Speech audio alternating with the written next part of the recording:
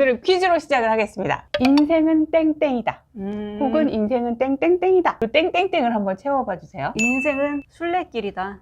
인생은 촛불이다. 언젠가 꺼진다. 안녕하세요. 즐거운 그라이아이에 놀러오신 여러분 환영합니다. 오늘은 퀴즈로 시작을 하겠습니다. 제가 드리는 지시문에서 얘기하는 생물이 무엇인지를 맞추는 거예요. 문제를 드릴게요. 자, 이 동물은 몸통은 소, 꼬리는 나귀, 발톱은 범, 털은 잿빛, 귀는 구름장, 코는 자벌레다 라고 누군가 말했어요. 아주 유명하신 분이. 자, 이 동물은 무엇일까요? 코끼리?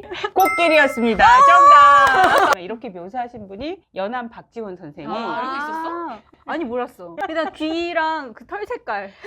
털이 잿빛이라서. 네. 근데 코끼리를 처음 보셨대요? 아마 처음 봤을 거고, 그걸 독자들에게 설명해주기 위해서 이제 이런 방식을 쓰셨을 거란 생각이 들어요. 연암상기라는 책에 이렇게 나와 있다고 합니다. 오늘 제가 이 퀴즈를 드린 이유는 표현법에 숨어있는 어떤 개념에 대해서 얘기를 하려고 그래요. 코끼리는 아마 박지원 선생님도 처음 보셨을 거고, 그리고 그 코끼리라는 동물을 한 번도 본 적이 없는 백성들에게 혹은 독자들에게 이 동물을 설명하기 위해서 이런 방법을 쓴 거잖아요. 네.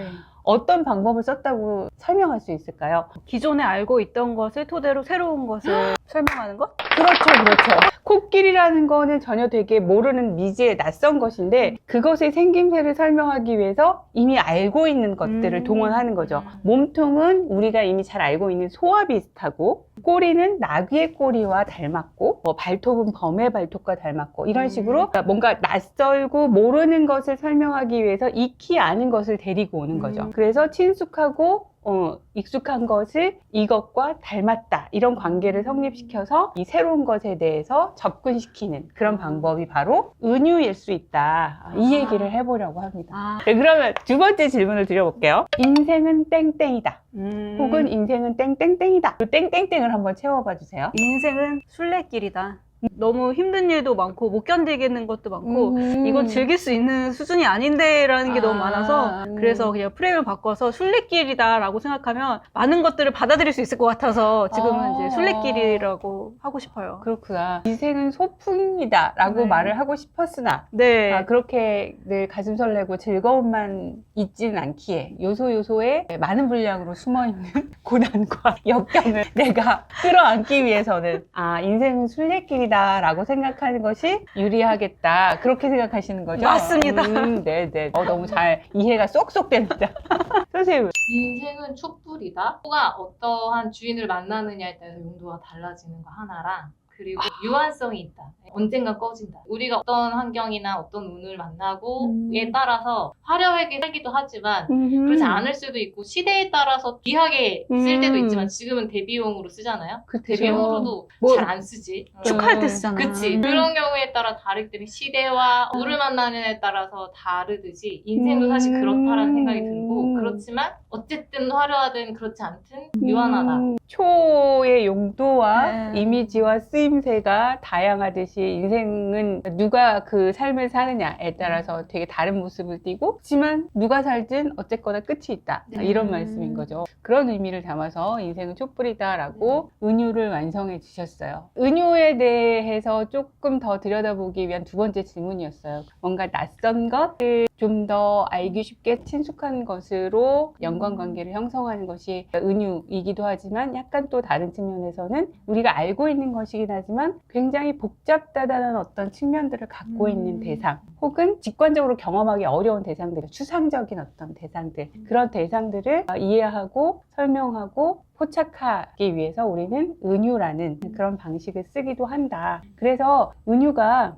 문학적인 어떤 수사의 일종만이 아니고, 지금 우리가 두 가지 예에서 살펴봤던 것처럼 기본적인 우리의 사고방식의 근저를 이루고 있죠. 낯선 것을 이해하기 위한 방식으로, 그리고 뭔가 이렇게 복잡하고 커다란 실체를 이해하기 위한 방식으로 우리가 거의 본능적으로 쓰고 있는 사고의 기본적인 패턴이다, 이렇게 말씀을 드릴 수가 있을 것 같아요. 제 얘기가 아니고요. 인지심리학자들의 얘기입니다. 인지심리학자들이 은유가 우리 사고의 기본적인 방식이라는 거를 이미 오래전에 밝혀냈어요. 제가 이 얘기를 왜 하냐면 예술치료의 기본적인 언어가 은유와 상징이잖아요. 네. 그래서 예술치료가 예술적인 취향이 있는 사람, 예술을 좋아하는 사람, 뭐 이런 사람들에게 접근이 쉽거나 혹은 그런 사람들에게 한정적으로 필요한 것이라고 생각하실 수 있는데 그렇지 않다는 거를 얘기하고 싶어서이기도 합니다. 예술이라는 건 기본적으로 은유와 상징으로 이루어져 있고 근데 그 은유와 상징이 박물관이나 극장이나 그런 데만 갇혀 있는 게 아니라 기본적인 우리의 사고와 직접적으로 연관되는 것이기 때문에 오히려 우리는 예술적인 표현을 통해서 내가 사고하는 방식을 더 쉽게 구체적으로 만날 수 있고 근거가 있는 통로가 될 수도 있는 거죠.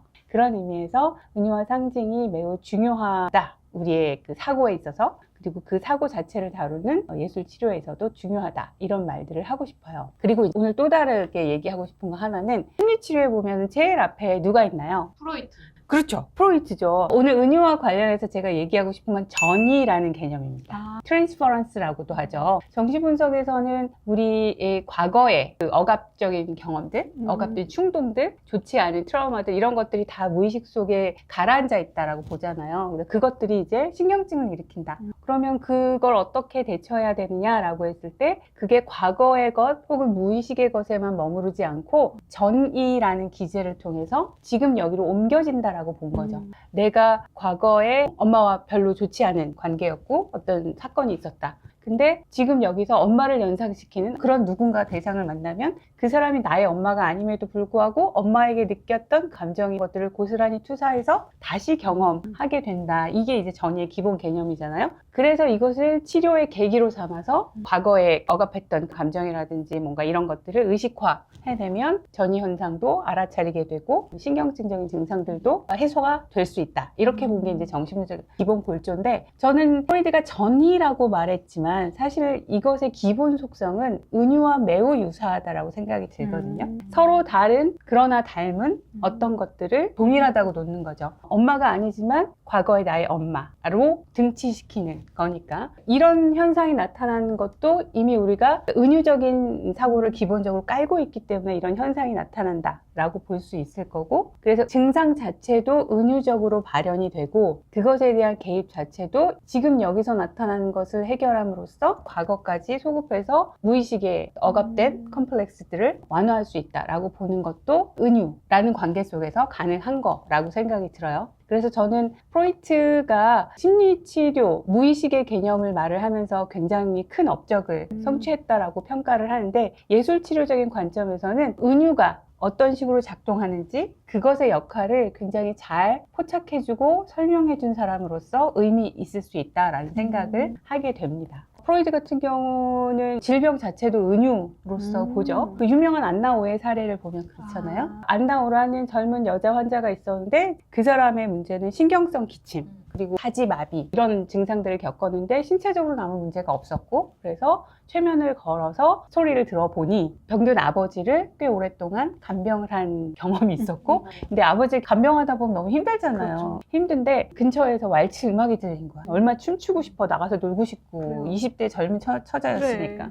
그래서 나도 나가서 춤추고 싶다 라는 생각이 딱 들었던 거죠. 근데 그 순간 그 충동과 함께 나의 사랑하는 아버지가 이렇게 쓰러져 누워 계신데 내가 그런 불경한 생각을 하다니 라고 죄책감이 확 올라왔던 거죠. 그것이 원인이 됐다라는 게 밝혀진 거죠. 춤추고 싶다라는 그 충동을 기침이라는 작용이 왜 내보내고 싶어. 그리고 춤춘다는 건 내 사지를 내 맘대로 막 리듬에 맡기는 건데 그런 충동이 들 때 사지 마비가 온다든지 이런 식으로 충동을 억압하고 나의 죄책감을 벌 주는 거죠. 그 병의 원인과 증상이라는 게 굉장히 잘 연결되는 걸 볼 수 있잖아요. 그래서 그 증상이 결국 은유다, 병이 은유다라고 얘기를 했죠. 그러니까 정신분석은 여러 가지 관점에서 이 은유의 힘을 잘 설명해 주었다 이렇게도 말을 할 수가 있을 것 같아요. 자, 그래서 오늘은 코끼리에서, 인생에서, 프로이트에서 전이, 은유 이런 것들을 쭉 어떤 의미를 가지는지를 살펴봤습니다. 은유를 기존의 문학의 하나의 그 수사법이라고만 생각하셨던 분들에게는